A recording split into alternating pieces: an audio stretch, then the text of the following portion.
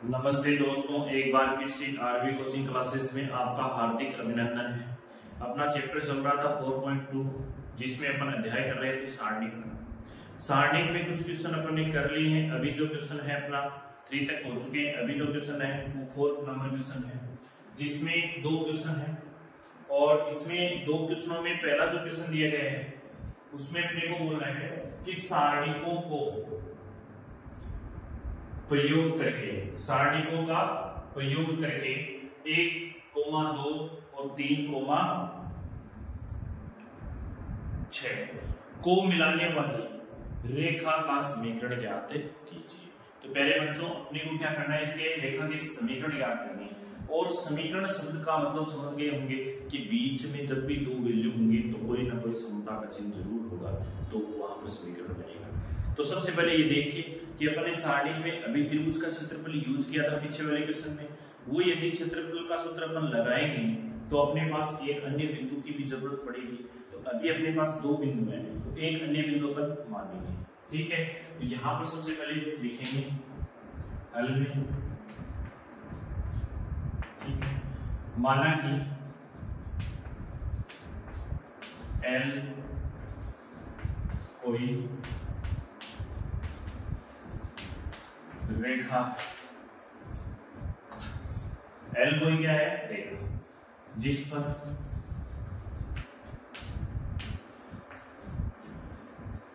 शीर्ष बिंदु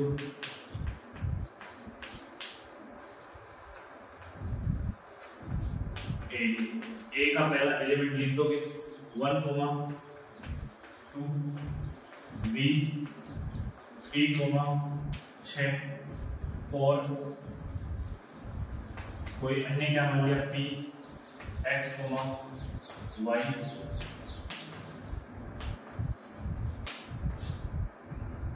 उपस्थित है।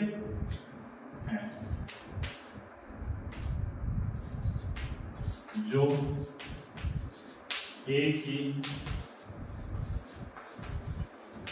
रेखा पर है। अब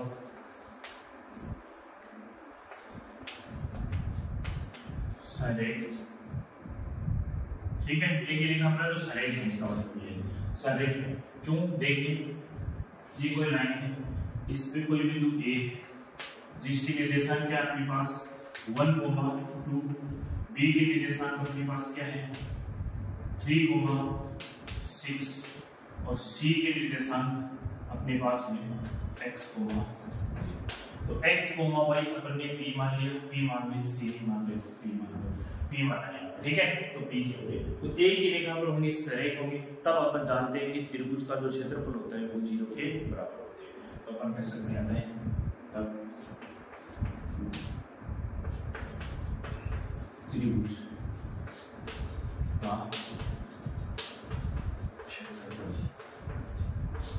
किसके बराबर होता है, 0 के बराबर। किसके बराबर होता है, 0 के। अब अपने को पता है कि त्रिभुज का क्षेत्रफल क्या होता है। त्रिभुज के क्षेत्रफल का सूत्र होता है 1/2 सारणिक x1, x2, x3, y1, y2, y3। ये संरेख की वजह से 0 आ रहा है, समझ गए ना। 1, 1 बराबर में क्या जाएगा अपने पास, क्या जाएगा 0। अब देखिए यहाँ पर जो अपने पास 3 एलिमेंट थे उनकी वैल्यूज यहाँ पर रख देंगे। तो पहला 1 आ जाएगा, 1/2, यहाँ से 1, दूसरे में क्या जाएगा 3 और तीसरे में क्या जाएगा x, क्या जाएगा x, फिर दूसरे में 2, फिर 6 और फिर y, 1, 1। अब बराबर में क्या जाएगा, अब पूरे को अपन क्या करेंगे, हल करेंगे। तो सबसे पहले r1 के सापेक्ष C1 की, क्योंकि इसमें कोई 0 तो है नहीं, किसी के भी सापेक्ष आप क्या कर सकते हैं, इसका प्रश्न कर सकते हैं। तो मैं r1 के सापेक्ष कर देता हूँ, r1 के अनुदिश सेम प्रोसेस वही करने जो पीछे किया, प्रश्न करने पर जैसे अपन r1 के सापेक्ष प्रश्न करेंगे तो अपने पास वैल्यूज क्या आएगी, वैल्यू जाएगी 1/2। फिर ब्रैकेट लगाएंगे अपन, ब्रैकेट में सबसे पहला एलिमेंट किसका होता है प्लस का, तो 1। फिर सारणी का साइन क्या जाएगा, इसका दमन करोगे r1 का किसके सापेक्ष, c1 के सापेक्ष, तो बचा क्या 6 1 y 1 तो 6। देखिए बच्चों यहाँ से देखिए r1 के अनुदिश अपन ने प्रसरण किया था, प्रसरण किया r1 के अनुदिश, तो r1 ये है अपना, देखिए ये r1 ये अपना r1, इसके अनुदिश जैसे प्रसरण करोगे तो 1/2 अपना कैसा है फॉर्मूले का। फिर देखिए 1 आ जाएगा, पॉजिटिव रहेगा पहला एलिमेंट। फिर देखिए 6 1 y 1, यहां से देखिए r1 का दमन करोगे किसके सापेक्ष, c1 के सापेक्ष, तो ये वाले एलिमेंट बचेंगे अपने पास सारणी में। फिर दूसरा साइन होता है माइनस का, तो नेगेटिव हो गया, यहाँ पर देखिए 2 पॉजिटिव था लेकिन इस साइन की वजह से क्या हो गया नेगेटिव, तो माइनस के नेगेटिव। फिर 3 1 x 1, इसी प्रकार तीसरा एलिमेंट होगा वो प्लस का होगा 3 6 x और y। फिर बराबर में क्या आ गया अपने पास 0। 0 क्यों आया, क्योंकि तीनों बिंदु एक ही रेखा पर हैं, तो वो एक ही रेखा पर 3 बिंदु होंगे, तो वो क्या कहलाएंगे संरेख, क्या कहलाएंगे संरेख। और संरेख त्रिभुज का क्षेत्रफल क्या होता है 0, तो इसी वजह से ये 0 आ चुका है। अब देखिए 1/2, 1 लेंगे तो 6 का 1 के साथ मल्टीपल और y का 1 के साथ, तो ये आ जाएगा 6 y। फिर देखिए माइनस का 2, फिर 3 का 1 के साथ, x का 1 के साथ, बीच में साइन कैसा माइनस का, फिर 3 का y के साथ, x का 6 के साथ, तो ये आ गया 3y 6x बराबर क्या आ गया 0। अब अपन क्या करते हैं, इनके ब्रैकेटों को बोर्डमास नियम के आधार पर फिल करेंगे। तो जैसे अपन इस 1 को इससे दोनों संख्याओं से मल्टीप्लाई करवाएंगे तो अपने पास आएगा 6 y। फिर देखिए माइनस अंदर जाएगा तो इसको क्या करेगा माइनस बनाएगा, 3 को माइनस के क्या आ गए 6, फिर ये माइनस और ये माइनस क्या हो गया प्लस, प्लस का क्या हो गया 2x। फिर देखिए 1 प्लस का इधर अंदर मल्टीप्लाई करने पे कोई इफेक्ट नहीं पड़ेगा, सेम टू सेम वैल्यू आएगी, बराबर क्या हो गया 0। अब देखिए यहाँ पर ये पॉजिटिव है, ये देखिए जो पिछला क्वेश्चन आप लोगों ने किया था वैसा ही ये करना है। इसमें सिर्फ अपन ने जो वहां पर जो बिंदु थे वो 1 और 2 था और 3 और 6 था, यहाँ पर अब चेंज क्या हो गया 3 और 1 हो गए और 9 और 3 हो गए। सेम प्रोसेस वही रहेगी, अपन चेंज यहाँ पर कर देते हैं। यहाँ पर क्या करेंगे, यहाँ पर a होगा वो क्या हो जाएगा अपने पास 3, 1 और यहाँ से क्या हो जाएगा 9, 3, बाकी सेम रहेगा। तो अपन क्या करेंगे यहाँ से इसको मेजर करके अपन क्वेश्चन को उसी तरीके से अपन करेंगे और इसी के सापेक्ष अपन प्रश्न कर लेंगे। तो देखो पीछे वाला क्वेश्चन आपने किया था वैसा ही ये करना है। तो देखिए सबसे पहले अपने को सारणिकों का प्रयोग करना है, उसमें आपको 2 बिंदु दिए गए, तीसरा बिंदु अपन मान लेंगे। तीसरा बिंदु अपन ने क्या माना था P माना था और रेखा कैसी थी L, और एक ही रेखा पर यदि 3 बिंदु होते हैं तो वहां पर क्या होता है संरेख, और संरेख का जो क्षेत्र त्रिभुज का क्षेत्रफल होता है वो क्या होता है 0 के बराबर। अब अपन क्या जानते हैं, अपन जानते हैं त्रिभुज का क्षेत्रफल, त्रिभुज का क्षेत्रफल क्या होता है 1/2, फिर सारणी का sign x1 x2 x3 y1 y2 और y3, फिर यहाँ पर 1 1 1, इसके बराबर में क्या जाएगा अपने पास 0, ये 0 संरेख की वजह से 0 आ रहा है। अब देखिए ये जो सारणी का त्रिभुज का क्षेत्रफल का सूत्र था उस सूत्र में अपन इन तीनों एलिमेंटों के अवयव रखेंगे। तो जैसे इसमें अवयव रखेंगे तो अपने पास पहला जो एलिमेंट होगा वो 1/2, सारणी का साइन 3 और 1 आ जाएगा 3, फिर 1, दूसरे में क्या जाएगा 9 और 3, तीसरे में क्या जाएगा x और y, फिर 1 1 1, बराबर में क्या जाएगा 0। अब इसका किसके सापेक्ष आप अनुदिश प्रसरण करोगे, r1 के सापेक्ष इसका प्रसरण करोगे। जैसे अपन r1 के सापेक्ष यानी ये r1 हो गया अपना, इसके सापेक्ष अपन क्या करेंगे प्रसरण करेंगे। तो पहला एलिमेंट प्लस का, दूसरा माइनस का, तीसरा फिर प्लस का, तो 1/2 सूत्र के, फिर अपने पास प्रसरण कर रहे हैं अपन तो चिन्ह लगा देंगे। पहला एलिमेंट कैसा होता है प्लस का, फिर ब्रैकेट बंद, जैसे r1 को दमन करेंगे किसके सापेक्ष c2 के सापेक्ष, तो आपके पास बचा क्या 3 1 y 1, 3 सारणी का साइन लगा दें 3 1 y 1, सारणी बंद, फिर साइन कैसा माइनस का, एलिमेंट कैसा 1, फिर सारणी का साइन, जैसे c2 का दमन करोगे r1 के सापेक्ष तो 9 1 x 1, 9 1x1 समझ में तो आ रहा है ना सबको। फिर देखिए प्लस का 1 फिर साइन का साइन, फिर देखिए डबल किसका करोगे c3 का, किसके सापेक्ष r1 के सापेक्ष, तो 9 3xy 9 3xy फिर ब्रैकेट बंद, बराबर में क्या आ जाएगा 0। अब देखिए यहां तक सेम प्रोसेस वही करनी है, प्रश्न में सिर्फ और सिर्फ एलिमेंट के मान परिवर्तित हुए हैं, तरीका वही रहना है। अब देखिए जैसे अपन 2/2 कोटि के सारणी को अपन क्या करते हैं सिंपलीफाई करते हैं, वैसे इसको करना है। 3 तो एज इट इज रह जाएगा, 3 को 1 से मल्टीप्लाई करवाया 3 आया 3, फिर y को 1 से करवाया y आया, लेकिन बीच में साइन कैसा माइनस का, फिर देखिए ये -1, फिर देखिए 9 का 1 के साथ 9, x का 1 के साथ x, फिर +1 9 का y के साथ 9y, फिर x का 3 के साथ -3x, फिर ब्रैकेट बंद, बराबर में क्या आ गया 0। अब देखिए इस ब्रैकेट को हल करेंगे मोनोमास के नियम के आधार पे, तो अपने पास वैल्यूज क्या आ गई 1/2, फिर यहां से क्या आ जाएगा 3 को 3 से मल्टीप्लाई, पहले ब्रैकेट को हल करना है, तो 3 को 3 से मल्टीप्लाई करवाओगे, फिर 3 का y के साथ, तो जैसे ही मैंने 3 का 3 के साथ करवाया तो क्या है 9, फिर 3 का किसके साथ होगा y के साथ, तो मेरे पास आ जाएगा माइनस का 3y, फिर देखिए इस 1 का 9 के साथ तो क्या आ जाएगा माइनस का 9, फिर 1 का माइनस x के साथ तो प्लस का हो जाएगा, क्योंकि ये माइनस और ये माइनस कैसा हो जाएगा प्लस x। देखिए यहां से फिर 1 का 9, इसमें कोई भी इफेक्ट नहीं पड़ेगा क्योंकि प्लस का 1 है, तो एज इट इज सारी की सारी वैल्यू हो जाएगी +9y -3x बराबर 0। यहां से हम ब्रैकेट बंद करते हैं। अब देखिए जो वैल्यूज कट रही हैं उनको काट दीजिए, जो घट रहे हैं उनको घटा दीजिए। देखिए ये प्लस और ये माइनस, वैल्यूज क्या हो जाएगी कट जाएगी, ये x प्लस का है और ये माइनस का है, तो माइनस के क्या बचे 2, यहां से y वाले वैल्यू घटाओगे तो 3y में से 9y घटाओगे तो क्या बचेगा 6y, तो यह आ जाएगा 6y कैसा होगा प्लस का, क्योंकि यहाँ पर 9 पॉजिटिव है और ये 3 नेगेटिव है, लेकिन बड़ी संख्या का जो साइन होगा वही यहाँ पर यूज लेंगे, तो पॉजिटिव है। यहाँ पर क्या जाएगा -2x, यहाँ पर देखिए माइनस है क्योंकि ये x प्लस का है और -3 कैसे हैं, ये माइनस के -3, ठीक है, और ये प्लस का x, तो अपने पास बच गया 3 में से 1 गया 2x, बराबर में क्या है 0, और इधर क्या है 1/2।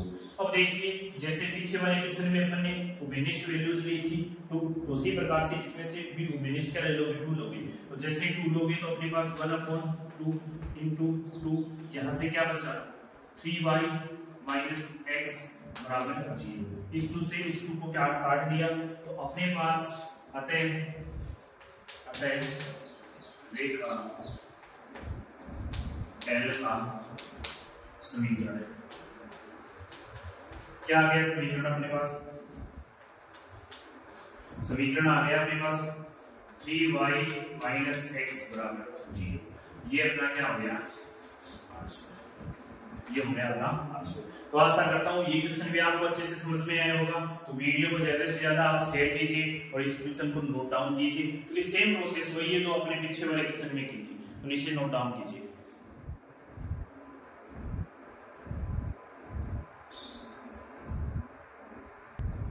देखो इस प्रश्नावली का अंतिम प्रश्न है, जिस तरीके का आप प्रश्न कर चुके हो पहले भी, इसमें ऑब्जेक्टिव टाइप क्वेश्चन दिया, बहुत अच्छा क्वेश्चन है। देखिए यहाँ पर आपके पास कोई 3 शीर्ष बिंदु दिए गए हैं और त्रिभुज का क्षेत्रफल दिया गया है, और आप सब जानते हैं कि त्रिभुज का क्षेत्रफल क्या है, तो अपन सबसे पहले यहाँ पर हल करेंगे, तो दिया हुआ लिखेंगे हल में आपके पास दिया हुआ गिवन क्या है।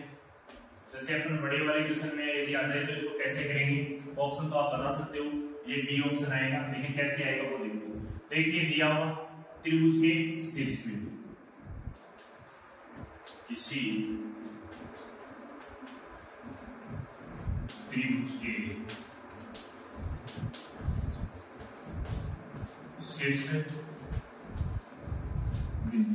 शीर्ष बिंदु कौन से हैं, ए अपने पास 2, -6, बी अपने पास है 5, 4 तथा और अपने पास सी है वो k, 4 है। त्रिभुज का क्षेत्रफल त्रिभुज का क्षेत्रफल अपने पास क्या है प्लस माइनस 35 वर्ग इकाई। ये इतना मैटर अपने को दिया हुआ है। अब अपन क्या करेंगे, जो वैल्यूज अपने को दी गई हैं उनको अपन अपने जो फॉर्मूला जानते हैं उस फॉर्मूले में रख देंगे, क्योंकि त्रिभुज का क्षेत्रफल क्या होता है, त्रिभुज का क्षेत्रफल होता है 1/2 x1 x2 x3 y1 y2 y3 1 1 1। फिर इसका क्षेत्रफल कितना दिया हुआ है बराबर प्लस माइनस 35। अब देखिए प्यारे बच्चों, क्षेत्रफल को पीछे भी अपन ऐसे क्वेश्चन किए जिसमें प्लस और माइनस में लेना है, यहाँ पर बोलेगा नहीं आपको, लेकिन हमेशा याद रखना कि क्षेत्रफल है वो धनात्मक और ऋणात्मक दोनों लेंगे अपन, क्योंकि यहाँ पर जो भी वैल्यू आएगी वो डिपेंड करेगा कि अपन पॉजिटिव डायरेक्शन लेंगे या नेगेटिव डायरेक्शन। तो ये देखिए के की वैल्यूज अपने को निकालनी है, इसमें पुटअप कीजिए इन जो शीर्षों के बिंदु हैं वो। तो यहाँ पर लिखेंगे 1/2 x1, यहाँ से x1 ये y, यहाँ से x2 ये y2, यहाँ से x3 ये y3। ये वैल्यूज यहाँ पर पुटअप करेंगे। वैल्यू पहले क्या आ जाएगी 2 -6 1, फिर दूसरी क्या आ जाएगी 5 4 1, फिर क्या आ जाएगी k 4 और 1। अब प्यारे बच्चों, किसी के भी सापेक्ष क्या कर सकते हो आप, इसका प्रसरण कर सकते हो। तो मैं r1 के सापेक्ष इसका क्या करूंगा, प्रसरण करूंगा। तो जैसे ही आप r1 के अनुदिश